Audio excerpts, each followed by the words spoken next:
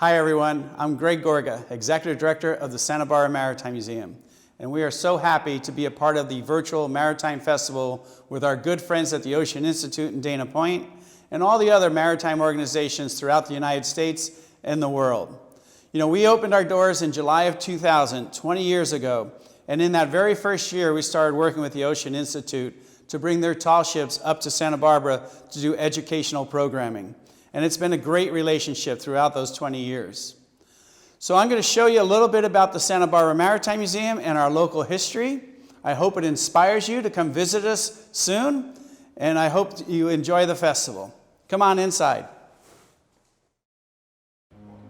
Let's take a walk down the Schuyler family historic path and learn about the early days of maritime history here in the Santa Barbara Channel. We believe that our maritime history started over 1,000 years ago with our local Chumash, Native Americans, who were one of only 2 civilizations to build plank canoes. Everybody else built dugouts. And they would have used redwoods that floated down from Northern California. If you look inside there, there's like staples. That's this shrub over here, dogbane, that they would shred, twist, and then cover with a mixture called yap or yop. And that was pine tar and asphaltum. And that was also used to seal these planks together. They would have built these on a beach just east of Santa Barbara that is now known as Carpinteria, so named because the carpenters were building these tomols there. And then they would have gone out to the Channel Islands from Port Hueneme area, and they would have hopped the islands over from Anacapa, Santa Cruz, Santa Rosa, San Miguel. They would not have gone likely across from Santa Barbara. It was too long and too rough. They used these rocks for ballast, and they would collect fish and things like that and then throw them off the rocks overboard as they gained weight with the fish. Now the Chumash were very good users of the natural resources. We talked about yap, which is pine tar and asphaltum, and Santa Barbara is the home to the 2nd largest natural oil and gas seeps in the world. And that's the asphaltum or tar has been bubbling up here for thousands of years, and you'll still see it on our beaches when you walk along there. And so we talk about those natural seeps here in our Geology of Oil exhibit. They also use shark skin to sandpaper to work on the boards of the tomal. They used shark skin for tools, the tar for drilling tools, and the other major thing they used asphaltum or tar for was they would weave baskets, put clumps of tar in the bottom, then throw in hot rocks, swirl that around, and they could carry water. And so you could see how far and wide the Chumash civilization traveled because they were one of the few civilizations to be able to carry fresh water on a regular basis. And so we believe that they are going out to the Channel Islands for thousands of years on those tomols.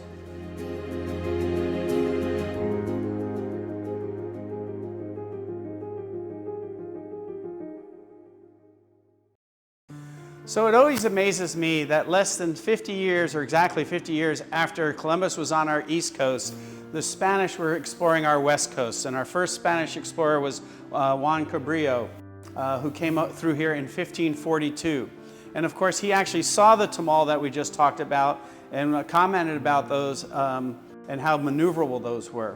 So the Spanish came through for quite a bit of Vizcaino, Portola. So this area is, what I love about this is a lot of the things are low to the ground for kids. We try to be very interactive so things light up. We also have an otter pelt, and if you've never felt an otter pelt, they have more hairs per square inch than any other animal, over 1,000 per square inch. And so they're very soft and they are in high demand. In fact, the Russians were coming down from Alaska towards California and were hunting otters. And the Spanish were very scared about the Russians taking over this coastline. And so that's why we started building presidios, San Diego, in Santa Barbara, San Francisco, was to stop the Russians from coming down during the otter pelt period. Over here we talk about the world's first offshore oil wells, which were right here in Summerlin in the very late 1800s. They would build piers out into the ocean because they saw that gas and oil bubbling up there, and then would drill down from those piers, dozens of drills. And those were the world's first offshore oil wells. Then they also were mining tar along the coast here in Goleta, Carpinteria, even earlier than that. And that tar was taken all over the country. San Francisco, Los Angeles, even as far as New Orleans, was using asphalt and tar from this area to pave their roads. And so we have a long history with oil here in this area. Over here is one of my favorite stories. Richard Henry Dana was a college student back in New England, had eye issues. Doctor told him to go take some walks every day, and instead he signed up as a common sailor on a ship called the Pilgrim to trade hides and tallow. And they went on a 2-year voyage around Cape Horn, and their very first stop in Alta, California was right here in Santa Barbara. Dana wrote a book about that called 2 Years Before the Mast, became an instant bestseller. It has never been out of print. And in fact, Melville corresponded with Dana when he was writing Moby Dick. He did not think very highly of Santa Barbara. He called it a dusty, desolate place. But they were collecting hides, up to 15 to 40,000 hides. That's how they stored them in the ship. They were also collecting the animal fat, putting those in bodas, and then going up and down the coast as far as San Francisco, north down to San Diego, back and forth until they had enough hides to head back to the East Coast. We bring a tall ship up every year from the Ocean Institute and put 4th graders who are studying their California history on a tall ship, and they read that, an abridged version of 2 Years Before the Mast, and live the life of an 1830s sailor. And it is a great experience. You want to teach some kids some responsibility. They all have different jobs on the boat. They have to cook breakfast and dinner for everybody, do night watch, go out on a dinghy, and look for hides that the crew has hidden. And if you want a lesson in patience, try to get 6 10-year-olds to row together. And so Dana is a very important part of our maritime history here in Santa Barbara.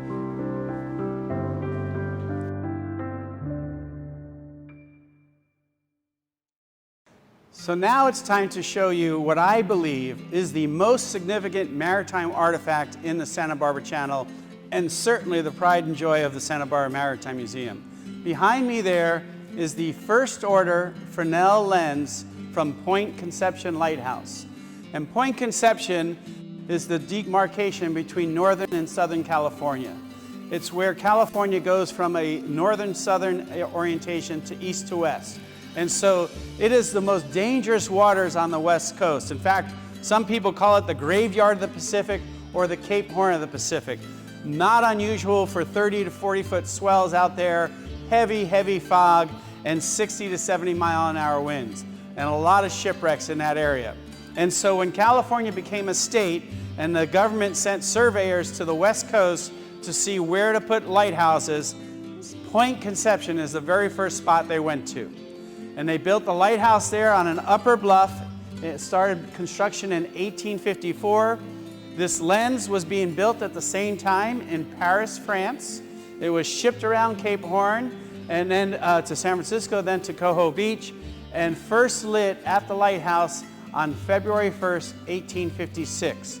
And we call it a Fresnel lens because it was designed by Augustine Fresnel. Before that, they used argan lamps. And argan lamps had a flame, they had a mirror behind it, and they would reflect that light source and capture about 15% of the light source. Fresnel realized that light was a wave, and he developed these glass prisms. And he took all that light source through these glass prisms and directed them into a single beam of light. And it revolutionized lighthouses. Before that, a light could be seen 5 miles off. This lens, burning oil, could be seen 25 miles out to sea. This one in particular is very unique. It has 16 bullseyes. Those are those round circles up there.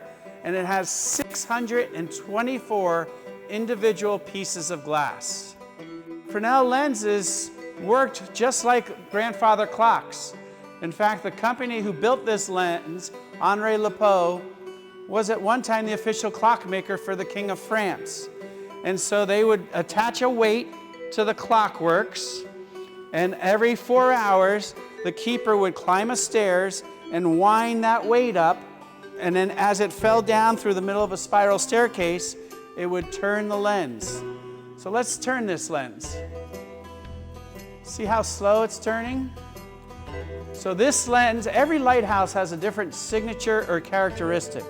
Because if you're out at sea in the middle of a dark night, especially in stormy seas, it's great to see a lighthouse, but you really want to know exactly which one you're looking at. The signature of this lens was it would make one full turn every 8 minutes, and that means it has 16 bullseyes. That means every 30 seconds you'd see that beam of light come across your ship, your bow, for 2 seconds. And you would look at your chart, find Point Conception, and it'd say on the chart, 2-second flash, 30-second interval. And that's how you knew you were at Point Conception. You weren't seeing the lighthouse at Point Arguello or at Anacapa Island. So, and then there was a lantern over here that would burn oil. So originally they used rapeseed oil, which grew everywhere in France where these were invented, not so much in the United States. Then they went to kerosene. So they would pump the oil through here, fill it up. They were constantly trimming this wick, and it was a 5-wick system. So old lighthouse keepers were nicknamed wickies. This lens is 18 feet high. It weighs about 6,000 pounds. And we had to use 3 lampists. Those are the official people who can work on a Fresnel lens, authorized by the United States Coast Guard. And they took 2 weeks out at Point Conception to take this apart, and 3 weeks sitting right here, cleaning it 3 times and putting it back together. And this lens, I believe, saved thousands of sailors' lives during its 150-plus service at Point Conception Lighthouse.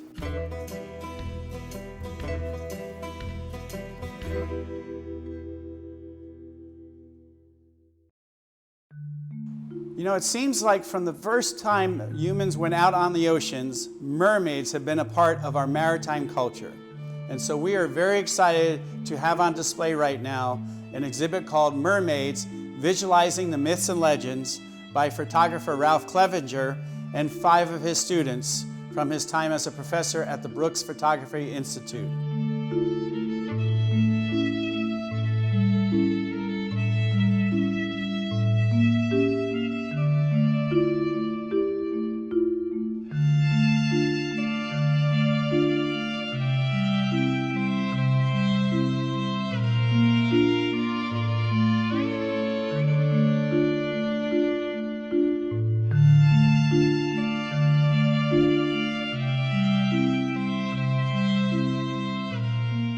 Really a wonderful way to express our maritime history through art.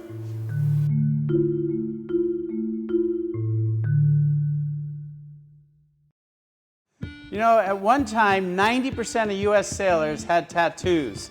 And of course, they first came from the South Pacific with Captain Cook, but sailors were sailing all over the world, and they would see these tattoos in the South Pacific and want to get them. And they had meaning. So sailors got a swallow on their chest if they did 5,000 nautical miles, a second one if they got to 10. They put the tall ship on their chest if they went around Cape Horn, the hula girl if they got to Hawaii, the turtle if they went across the equator. They are also very superstitious. So back in the day of sails, they would bring live animals on board, pigs and chickens, mostly in crates which tended to float in a shipwreck. So sailors would tattoo a pig and a chicken on their feet, thinking that would save them in a shipwreck. They'd also tattoo the cross or Jesus' face on their back, because in those days they were still getting whipped, and they thought they wouldn't be as whipped as hard with Jesus on their back. So they had some meaning. In fact, you know what? I think I'm going to get a tattoo right now. Come join me. We have our tattoo artist here, and he could do about 4 different tattoos. And I'm missing my mom today, so I'm going to get one for her. You sailors are so sentimental. What is it about your mother?